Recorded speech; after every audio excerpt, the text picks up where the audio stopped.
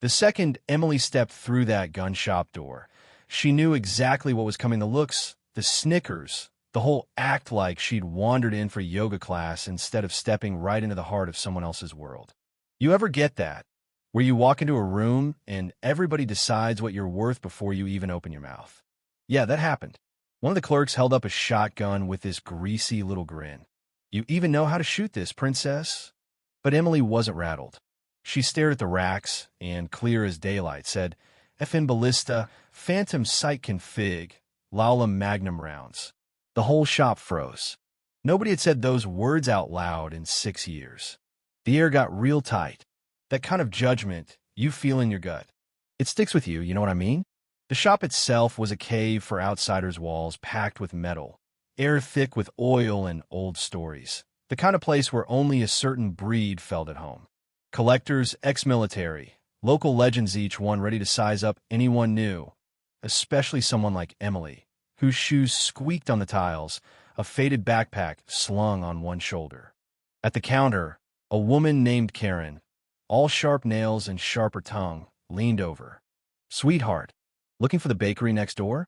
This isn't the place for bread knives." The regulars chuckled. One old guy with a chewed-up cigar grinned. "She thinks this is where they fix cameras. Bet she snaps birds for Instagram." Emily kept her eyes on the wall. The laughter rolled around her like she wasn't there. The instructor, bulky, tactical pants, chip on his shoulder, pointed at the rifles. "We don't sell cosplay gear. This ain't Comic-Con." Emily's only answer was steady silence, fingers tightening and then relaxing on her backpack strap. When she finally spoke, her voice was so calm it almost didn't match the room. "I'm here to choose a weapon." For a second, the room held its breath. The crowd took turns, each one trying to knock her down a peg. A young mechanic, hands still smeared with grease, called out, "Check out the thrift store special. Bet those shoes never touch dirt." A tall woman in hunting camo chimed in, "She's just playing poor, get out before you embarrass yourself." The apprentice leaned in, breath thick with cheap coffee. "What's in the bag?" "Lunch from the dumpster." Emily just murmured, "Show me the precision models," her voice flat as a winter pond. That threw them for a loop. Karen wasn't finished. She flicked her hair. "A weapon? For what? Defending your latte." The old-timer wheezed. "Bet she wants one of those pink pistols." The instructor joined in. "Try the mall security office." Then a collector in a designer jacket snorted, "Try the toy store. They got cap guns that won't scare you." All that noise, Emily stood there, unmoved. "The ballista? Show me." Her voice cut right through, making even the snickering crowd pause. See, Emily grew up in a world where power was never loud. Old money, old rules her father drilled restraint into her. Power's not in the shout. It's in the silence that follows. He'd say over a table set with more silverware than most folks would see in a lifetime. She learned to shoot at 8, not for sport, but because that was expected out on a private range, proving herself quietly. It shaped her, being the one everyone underestimated. The store manager finally stepped out, clipboard in hand, watching her like she was a strange puzzle. "Self-defense pistol? Something easy." Emily shook her head, her brown hair falling over one shoulder. "FN Ballista, Phantom Sight, Magnum rounds." The shop went stone silent. A young hunter whispered, "That rifle's been gone for years." The manager peered closer. "You know those specs too well for a casual shopper." Emily met his gaze. "I used it on the northern border. In a snowstorm. Nobody bought it at first. An ex-cop pushed forward, save the fairy tales. You wouldn't last 5 minutes out there." Emily's reply, calm as ever, "The config handles recoil in sub-zero. You ever tested it yourself?" People try to laugh her off, but there were cracks now, little questions worming in.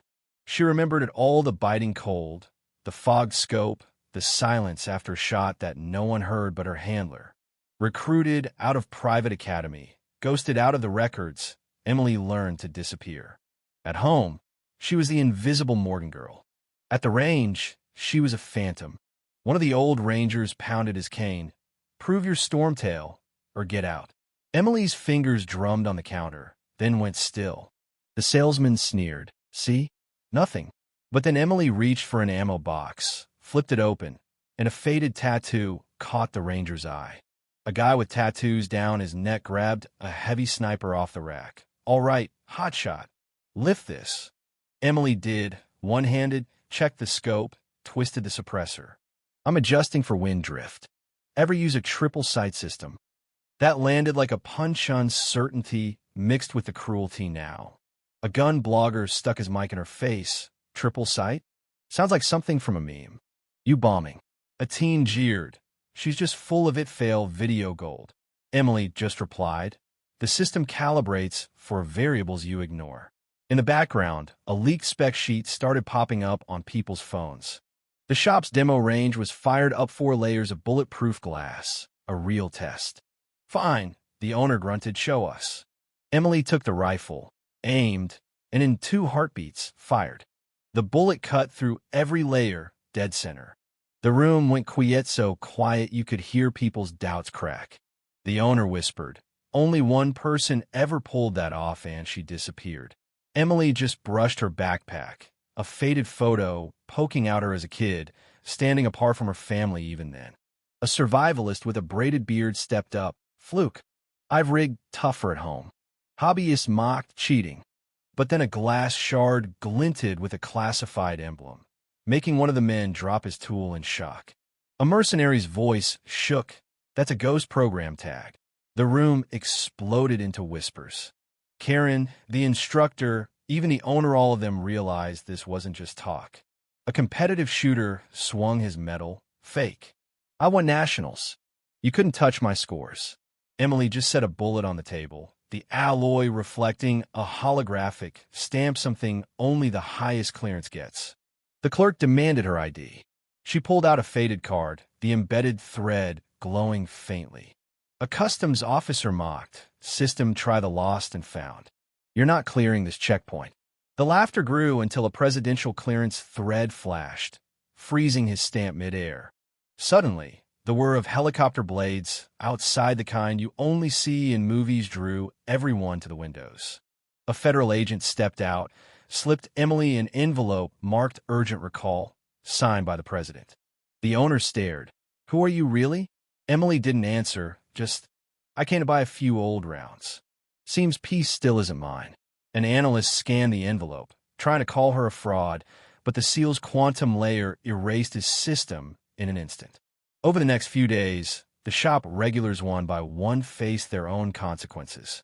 Karen lost her job when the owners got audited. The Old Timers Club revoked his membership. The instructor's past rants leaked, online sponsors dropped him. The tattooed guy got exposed for faking credentials. The collector faced a tax probe. The gun dealer lost clients. The clerk quit, all because the truth has a way of catching up, even if it takes a little time. Emily never looked back. No need for gloating. Her silence was her statement. A whistleblower lurking in the corner tried to leak her info only to get traced, silenced by his own system. As the helicopter lifted off, Emily closed her eyes, the envelope tucked away. It hurts to carry truths nobody wants to see, to be judged before you even speak. But dignity, it isn't given, it's held. We've all stood there unseen, underestimated, then proven right when it mattered. That's the kind of strength you carry forward. So here's the thing.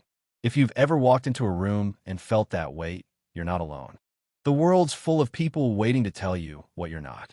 But it's what you do in the silence, after the noise dies down, that makes you who you are.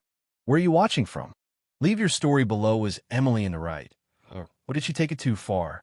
Hit follow if you've ever wanted to walk out stronger than you walked in.